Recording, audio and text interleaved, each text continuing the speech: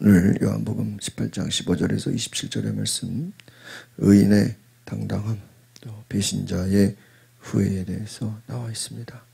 우리가 예수님을 믿는다고 말하지만 정작 시험의 순간이 올 때 우리의 신앙이 흔들릴 때가 많습니다. 베드로는 누구보다 열정적인 신앙을 가진 제자였습니다. 그래서 어제 우리가 말씀을 보면 칼을 빼어 예수님을 잡으러 대제사장의 종의 말고의 귀를 잘라버릴 정도로 정말 열정적이고 충동적인 그러한 제자였습니다. 그런데 정말 예수님을 위해서 칼을 빼들었던 그 베드로가 이제 예수님을 부인하는 장면을 보게 됩니다. 고난 앞에서 흔들리지 않고 끝까지 묵묵히 십자가의 길을 가시는 예수님 앞에서 베드로는 3번이나 예수님을 부인하는 것을 보게 됩니다. 왜 우리의 믿음이 흔들리는 것일까요? 오늘 예수님을 따르는 제자의 참모습을 우리가 함께 볼 수 있기를 바랍니다. 15절을 같이 보겠습니다. 시작. 시몬 베드로와 또 다른 제자 한 사람이 예수를 따라갔습니다. 이 제자는 대제사장과 아는 사이였기 때문에 예수와 함께 대제사장 집의 마당 안으로 들어갔습니다. 시몬 베드로 또 다른 제자, 예수님을 멀리서라도 따랐습니다. 예수님은 잡혀갔고 그 예수님을 보기 위해서 멀리서 예수님을 따라갔습니다. 그런데 중요한 것은 베드로는 곧 두려움에 무너지고 마는 것입니다. 위협과 두려움이 그를 덮게 되는 것이죠. 바로 16절의 말씀입니다. 시작. 그러나 베드로는 문 밖에서 기다려야 했습니다.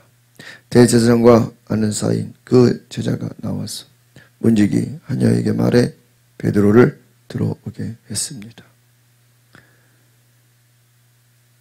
문 밖에 서서 기다리고 있는 베드로.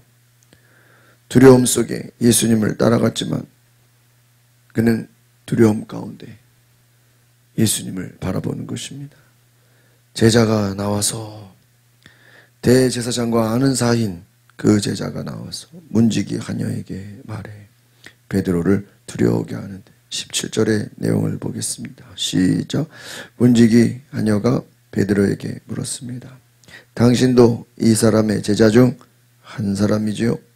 베드로가 대답했습니다. 나는 아니요. 그렇습니다. 베드로가 두려움에 휩싸일 때 누군가가 와서 질문을 합니다. 하녀가 와서 질문하죠. 당신이 이 세 사람의 제자 중 한 사람입니까? 베드로는 이미 앞에서 나는 절대로 예수님을 부인하지 않겠습니다. 큰 소리 쳤습니다. 그런데 그 작은 종의 하녀의 질문 앞에 쉽게 무너집니다. 나는 아니요.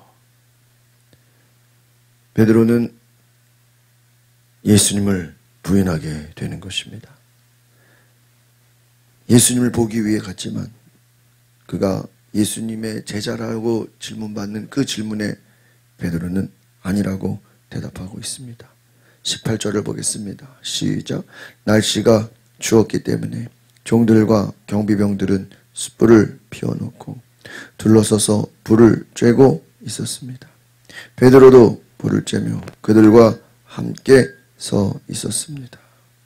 불을 쬐며 함께 서 있었습니다. 베드로는 나름대로 불을 쬐며 예수님과 거리를 두고 기다리고 있었습니다. 그러나 이제 그들에게 대해서 또 질문하는 것을 보게 됩니다. 그런데 이제 예수님은 대제사장과 함께 이제 가르침에 관해 토론하게 되는 것을 보게 됩니다. 19절을 보겠습니다. 시작. 대제사장은 예수께 그의 제자들과 그의 가르침에 관해 물었습니다. 예수께서 대답하셨습니다. 나는 세상에 드러내놓고 말했다. 나는 언제나 모든 유대 사람들이 모여있는 회당이나 성전에서 가르쳤고 숨어서 말한 것이 아무것도 없다. 그런데 왜 나를 신문하는 것이냐? 내가 무슨 말을 했는지 내 말을 들은 사람들에게 물어보아라. 그들이 내가 한 말을 알고 있다. 그렇습니다. 예수님께서 말하기를 나는 세상에 드러내놓고 말했다. 나는 언제나 모든 유대 사람들이 모여있는 회당이나 성전에서 예수님은 가르쳤습니다. 예수님은 어떤 상황 속에서도 진리를 말하였습니다.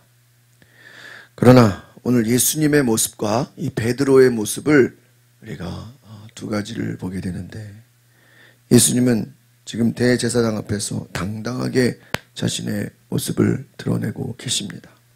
그러나 베드로는 사람들의 눈치를 보게 되는 것입니다. 두려움에 휩싸여 있습니다. 예수님은 두려워하지 않고 담대히 말씀하십니다. 왜 나를 신문하느냐? 내 말을 들은 사람들에게 물어보라. 그들이 내가 한 말을 알고 있다. 당당하신 예수님, 두려워하지 않으시는 담대한 예수님. 그러나 반대로 예수님을 따른 베드로는 두려워하고 부인하고 그는 모른다고 말하는 이 베드로의 모습, 오늘 말씀의 제목처럼 의인의 당당함, 예수님의 당당함과 이 베드로의 후회에 대해서 이 두 모습이 우리가 반전이 되는 하나의 대조적인 모습으로 우리가 보게 되는 것이죠. 22절을 보겠습니다. 시작. 예수께서 이렇게 말씀하시자 가까이 있던 경비병 중 하나가 예수의 얼굴을 치며 말했습니다. 내가 대제사장에게 이런 식으로 말해도 되느냐? 예수님은 끝까지 타협하지 않고 진리를 지켰습니다. 대제사장에게 이런 식으로 말해도 되느냐고 오히려 예수님은 고통을 받게 됩니다. 끝까지 예수님은 나아갑니다. 그때 이 예수님을 신문하는 자가 그를 가야바에게 또 넘겨버립니다. 23절 24절을 같이 보겠습니다. 시작. 예수께서 그에게 대답하셨습니다. 내가 잘못 말한 것이 있다면 그 잘못한 증거를 대보아라. 그러나 내가 옳은 말을 했다면 어째서 나를 치느냐? 그러자 안나스는 예수를 묶은 그대로 대제사장 가야바에게 보내버립니다. 예수님은 죄가 없으신데 억울한 고난을 당하고 계십니다. 진리를 말하기 때문이죠. 예수님은 진리를 말하지만 이들은 알아듣지 못하고 계속해서 예수님을 박해합니다. 예수님은 핍박을 받습니다. 오늘 예수님을 묶은 그대로 제사장 가야바에게로 보내지고 내가 잘못 말한 것이 있다면 그 잘못한 증거를 대봐라. 예수님은 당당하게 말씀하십니다. 내가 옳은 말을 했다면 너희가 왜 나를 치느냐? 오늘 22절에 보니까 경비병 중 하나가 예수의 얼굴을 때렸다라는 것입니다. 얼굴을 치면서 네가 왜 이런 식으로 왜 버릇없이 말하냐? 예수님을 때리고 지금 박해를 하고 있는 것입니다. 예수님은 왜 내가 무슨 틀린 말을 했다고 나를 때리고 있느냐? 예수님은 박해를 당하시고 억울하게 맞아 눕고 계신 것입니다. 그러나 예수님은 억울한 고난 앞에서도 변명하지 않고 담대하게 진리를 말씀하십니다. 우리는 억울한 순간이 생기고 우리는 두려움이 몰려오면은 우리는 예수님을 부인하는 연약함을 갖고 있지만 오늘 예수님께서는 끝까지 담대하게 두려워하지 않으시고 십자가의 길을 걸어가고 계신 것입니다. 이제 이후에 베드로가 또 예수님을 부인하는 것이 나오죠. 25절의 말씀을 같이 보겠습니다. 시작. 시몬 베드로는 서서 불을 쬐고 있었습니다. 그때 사람들이 물었습니다. 당신도 예수의 제자 중 한 사람이죠? 베드로는 부인하며 말했습니다. 나는 아니요. 대제사장의 하인들 중 사람이 거기 있었는데 그 사람은 베드로가 귀를 뺀 사람의 친척이었습니다. 당신이 동산에서 예수와 함께 있는 것을 내가 보지 않았어. 27절 베드로는 또 다시 부인했습니다. 그러자 곧 닭이 울었습니다. 그렇습니다. 예수님은 매를 맞으시고 잡혀갖고 결박되었습니다. 그러나 예수님은 영적으로 자유로우셨다 하는 것입니다. 비록 예수님의 몸을 결박하였지만 그분의 권세와 그분의 자유함을, 그분의 당당함을 빼앗을 수 없었습니다. 그러나 반면에 베드로는 두려워서 도망가는 모습을 보게 됩니다. 베드로는 예수님을 부인하게 되는 것이죠. 오늘 우리가 이 말씀을 생각해 보면 이미 앞에서 예수님께서 베드로에게 네가 나를 3번 부인하리라 라고 말씀한 것입니다. 생각해 보십시오. 예수님께서 왜 베드로에게 네가 나를 3번 부인하리라 라고 말씀하였을까요?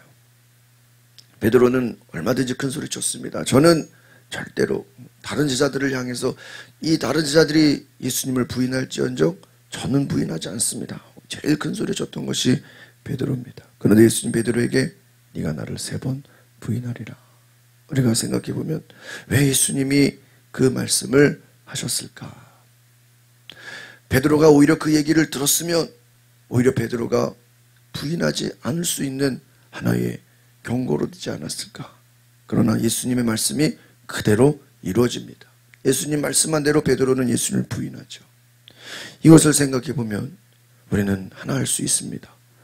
베드로는 자기가 말하고 자기가 결단하고 자기 스스로 자기가 큰 소리 쳤던 것을 지킬 수 없는 자였던 것입니다.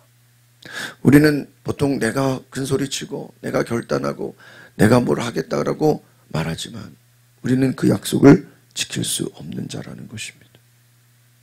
예수님을 따르는 길은 내 믿음으로 되는 것이 아니라는 거예요. 내 믿음이 아니라 성령께서 도우시고 주님이 주시는 믿음으로 우리가 나아가야 된다는 것이죠. 오늘 이 베드로가 예수님을 3번이나 부인하는 이 내용을 생각해 보면 베드로는 얼마나 통곡하고 울었겠습니까? 그러나 이 베드로가 사도행전에서 성령을 받고 그가 성령의 충만함을 입고 나서는 똑같이 공회에 붙잡혀가고 또 잡혀서 감옥에 끌려갈지라도 예수님을 부인하지 않습니다. 그럼 왜 사도행전에서 나오는 베드로는 예수님을 부인하지 않습니까? 그때는 그가 성령으로 충만했기 때문입니다. 자신을 믿지 않고 자신 안에 계신 성령을 믿고 의지했기 때문입니다. 오늘 우리가 예수님을 또다시 부인하는 이 베드로를 바라볼 때 베드로는 여전히 두려움 속에서 그가 예수님을 따라갔지만 모든 죄들이 다 흩어져서 바로 그가 찾아오는 절망과 낙심과 두려움, 나는 얼마든지 부인하지 않겠다라고 큰소리쳤지만 막상 신앙의 위기가 찾아왔을 때는, 어려움이 찾아왔을 때는 무너져버리는 베드로를 볼 때 오늘 우리의 힘으로는 예수님을 따라갈 수 없고 그 믿음을 유지할 수가 없는 것입니다. 우리의 육신으로는 하나님을 기쁘시게 할 수 없다라고 한 것처럼 그리스도의 영으로 성령의 도우심을 받지 않고는 우리는 내 힘으로 살아갈 수 없다는 것입니다. 우리가 말씀을 생각하시면서 오늘 내 힘으로 살아갈 수 없습니다. 성령님 도와주시옵소서. 성령께서 함께하여 주옵소서. 오늘 우리 가운데 성령께서 도우시는 하나님의 놀라운 능력으로 두려움을 이기고 우리가 환경을 이기고 모든 위협 앞에서도 예수님처럼 담대하게 진리를 전할 수 있는 그러한 은혜를 주시옵소서. 우리 가운데 담대함으로 기도할 수 있기를 바랍니다. 기도하겠습니다. 거룩하신 주님, 베드로는 얼마든지 나는 주님을 부인하지 않겠다라고 큰 소리치고 담대하게 말했지만 막상 위기가 오고 막상 어려움이 오고 막상 고난이 왔을 때 베드로는 부인할 수밖에 없고 두려움의 육신의 연약함을 갖고 있었습니다. 이미 예수님께서 너희가 시험에 들지 않게 깨어있어 기도하라.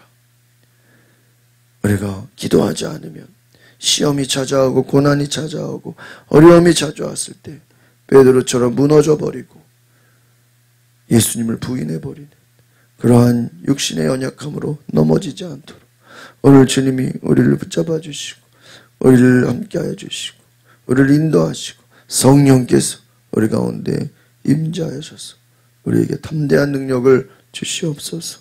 예수님의 이름으로 기도하옵나이다. 아멘. 오늘 이 시간 우리가 기도하실 때 담대한 믿음의 능력, 성령의 능력, 거룩한 하나님의 능력으로 우리를 인도하옵소서. 우리가 주님을 부인하지 않고 믿음으로 담대히 나아가게 하옵소서. 우리 시간 다같이 주여 한 부르고 동성으로 기도하겠습니다.